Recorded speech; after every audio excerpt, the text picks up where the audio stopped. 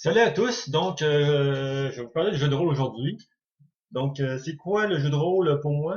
Le jeu de rôle pour moi, c'est vraiment se retrouver en gang, quand on était petit, puis on joue dehors, dans la cour arrière, aux cowboys, aux indiens, aux chevaliers, aux super-héros.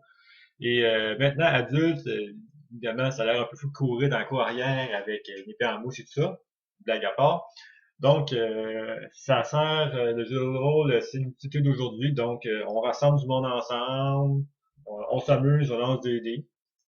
Donc, euh, Moi, je dirais que j'ai plus d'une vingtaine d'années d'expérience de jeu plus côté joueur que côté maître de jeu. J'ai commencé à l'aventure en 89 avec Star Wars D6.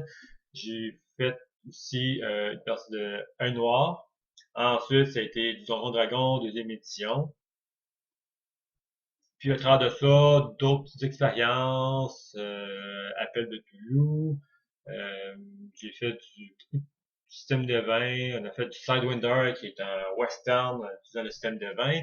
On a fait du Donjon Dragon 3, du 3.5, un peu de 4, de légèrement déçu et un peu de 5. Pour ma part, je suis pas un grand fan du médiéval fantastique de Donjon Dragon.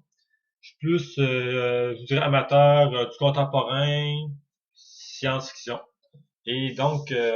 Pour ma vidéo aujourd'hui, je vais vous parler d'un jeu que j'adore beaucoup, James Bond. Oui, c'est pas jeune. James Bond, c'est un jeu édité par une compagnie qui s'appelle Victory Games. Ça a été créé en 1983.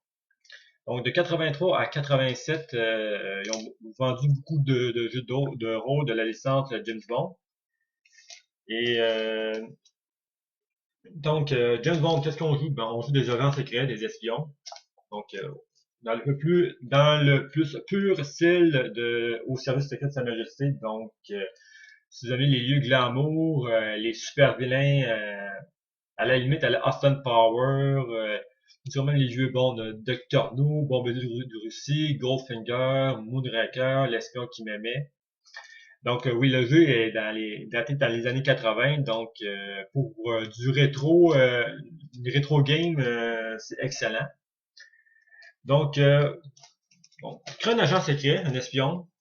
Il y a trois possibilités. Vous pouvez créer une recrue qui commence son service. Vous avez l'agent et vous avez le double zéro qui a le fameux permis de tuer. C'est chaque niveau-là vont déterminer votre capital de points pour créer votre personnage. Le personnage, je vais vous montrer une feuille ici. Bien entendu, une feuille homemade.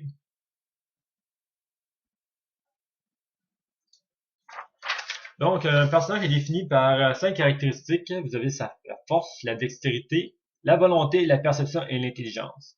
Toutes ces caractéristiques-là sont numérotées de 1 à 15. 5 représente la base du minimum pour entrer dans le service secret et ça barre jusqu'à 15.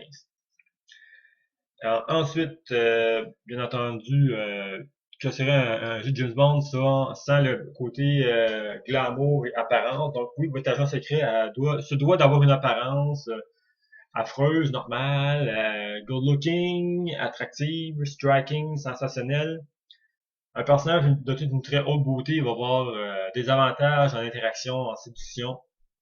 Mais par contre, le défaut de l'écurasse, c'est que il y a aussi ce qu'on appelle les points de célébrité. Quand on est une vedette d'Hollywood, la célébrité, c'est ce qu'on recherche. On va être au top, au top. Mais pour un agent secret ou un espion, la célébrité, on la veut le plus beau possible. Donc, les gros actes évidents, sauver du monde dans un crash d'avion, en plein reportage télé, si on est filmé, vous gagnez la popularité, c'est moins le fun. Quand vous échouez des missions, vous la gagnez aussi. Et quand en combat, quand vous obtenez des cicatrices de guerre, vous gagnez la célébrité. Ensuite, le système de jeu, ça fonctionne avec système seulement de pourcentage, avec une table. La table semble très effrayante, mais je vous dirais que c'est très simple. Vous avez ce qu'on a ici en haut, le Ace Factor, ou le degré de difficulté qui va de une demi plutôt, à 10. La moyenne d'une action standard se situe dans le 5. Et sur l'autre ligne, vous avez ce qu'on appelle la primary chance, chance de base, qui représente le niveau de caractéristique ou le niveau de votre compétence.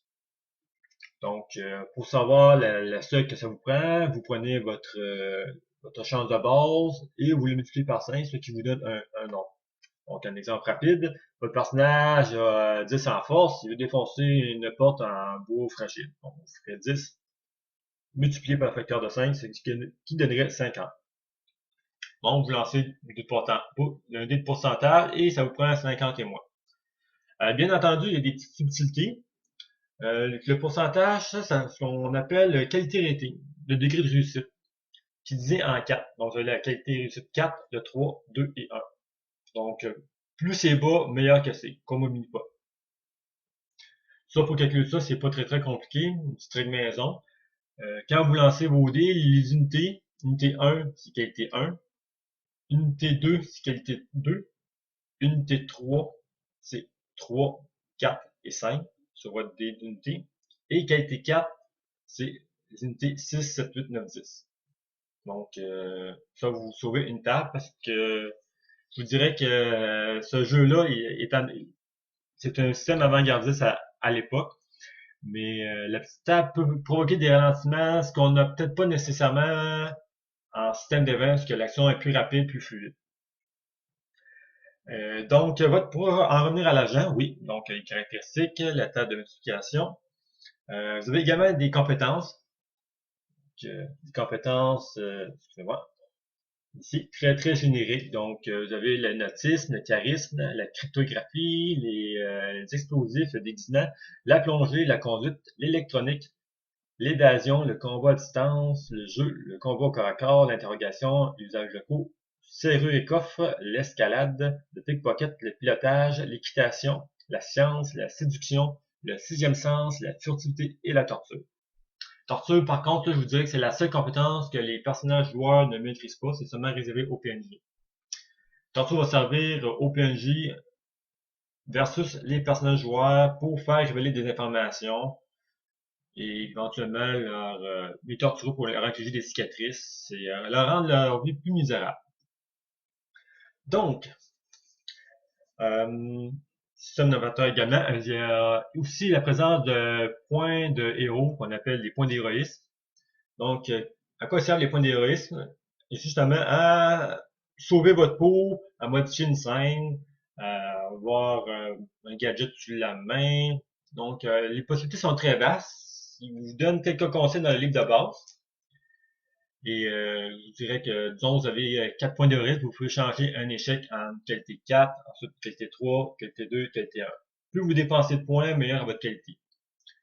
Le combat est très rapide et très mortel. Il n'y a pas de point de vie. C'est un système à degré de blessure. Donc, vous avez étourdissement, blessure légère, blessure moyenne, blessure sérieuse, coma et tué. Donc, je montre ça ici. Vous allez pour la qualité de l'image. En haut, vous avez des lettres A, B, C, D, E, F jusqu'à L qui représentent le degré de dégâts des armes ou à main nue. Et le degré et la qualité de réussite va vous indiquer le degré de blessure que vous infligez. Chaque degré de blessure inflige au personnage un jet contre la douleur qui doit réussir, sinon, bon, il se fout la tête, il se traîne à terre, il a mal, il peut pas agir. Et également entraîne des pénalités au Ease Factor, donc on se rapproche plus du demi, tandis que les bonus vont monter vers le 10. Donc, James Bond est venu également avec beaucoup de suppléments. Donc, moi, j'ai eu la chance de mettre la main là-dessus avec une petite offre que j'ai trouvée dans un magazine. Donc, j'avais le Thrilling Location. Thrilling Location, encore là, c'est pour travailler sur le côté glamour James Bond, mais il faut également s'en servir pour n'importe quel jeu de rôle contemporain. Donc, ça parle des hôtels, les restaurants, les aéroports, les gares et les chambres. Donc, c'est pas mal ça. C'est des dessins en noir et blanc. Je vais vous montrer ici.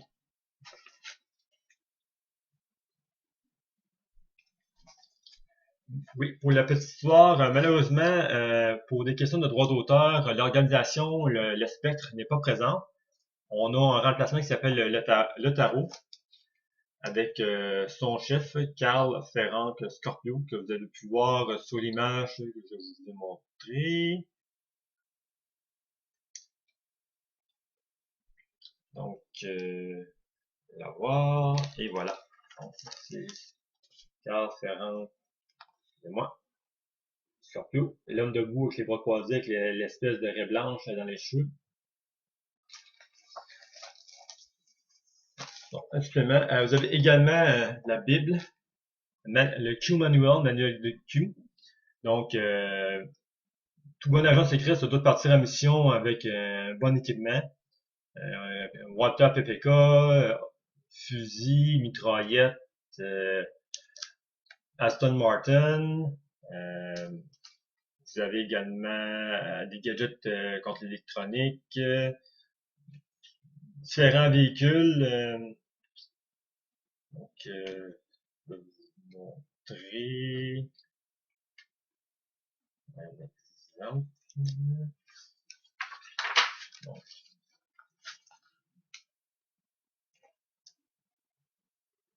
bien entendu, les véhicules datent un peu. Le supplément date de 1985. Mais je vous dirais, pour faire, comme je disais tout à l'heure, faire une game rétro ou faire une game contemporaine, mais en mettant de côté le Wi-Fi et l'Internet, il y a de quoi d'intéressant. Ensuite, bien entendu, agent secret, James Bond ou espion, ça vous prend une mission, ça vous prend des blinks. Donc, différentes missions. Basées sur les films, mais la fin des modules, chaque module donne des alternatives au maître de jeu pour modifier au quoi le joueur ou les joueurs se fieraient trop à l'histoire du film. Donc, toutes des belles boîtes, donc, qui comprenaient le guide de base, avec l'histoire et tout. Les enveloppes qui comprennent des aides de jeu. Donc, ça peut être des notes rédigées par les personnages non joueurs, des indices sur une scène de crime. Donc, oui, il y a de l'enquête. C'est pas, on swing dans l'action, puis part. Là. Il y a toujours un minimum, il y a de l'enquête, c'est de l'investigation. Sans le côté horreur qu'on l'appelle de tout. Donc, ça va être Dr. No. Ensuite, Goldfinger, que je vous dirais que le film est très bon, avec Sean Connery, 1964. Oui, ça paraît vieux, mais si vous êtes des fans de Bond ou vous voulez en connaître un peu plus, c'est vraiment, je vous dirais, lui qui a vraiment explosé le box-office puis qui a lancé James Bond comme on le connaît aujourd'hui. On a vu que 2 fois. Chaque module d'aventure est conçu pour 1, 2, jusqu'à 4 joueurs. Et donc, plus les joueurs sont nombreux, c'est calibré pour que ça soit effectif avec les rangs. Donc, à un joueur, c'est un double zéro. À 2 joueurs, c'est des agents. Puis, plus que 2 joueurs, c'est des recrues. Mais, bien entendu, vous pouvez calculer les caractéristiques, ajuster les caractéristiques et compétences des PNJ en conséquence. Donc, live and let die. Désolé pour la qualité de l'image. Là, mon pistolet d'or. Octopussy.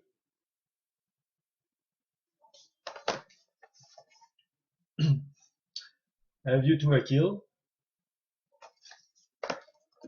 Et The Man with the Golden Gun 2.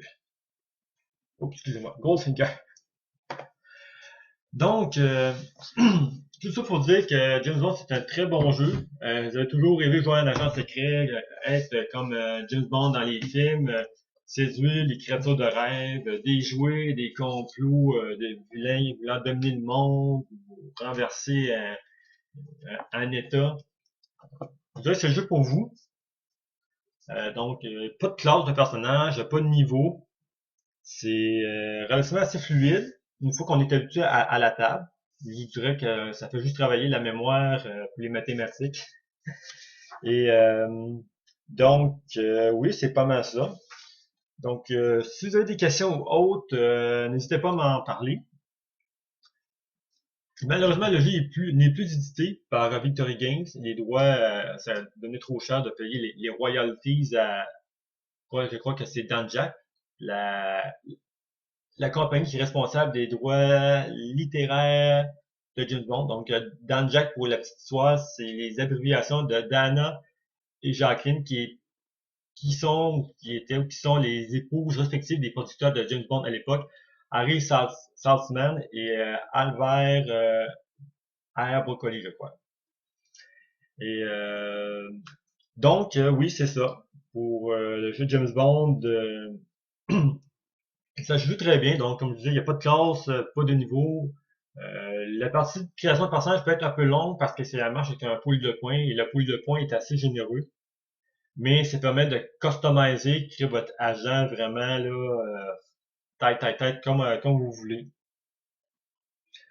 Et donc, oui, je disais pour les liens, étant donné que le jeu n'est plus édité, il fait faillite en 87 à cause des droits d'auteur à payer à la compagnie des littéraires et la compagnie des films et On Production.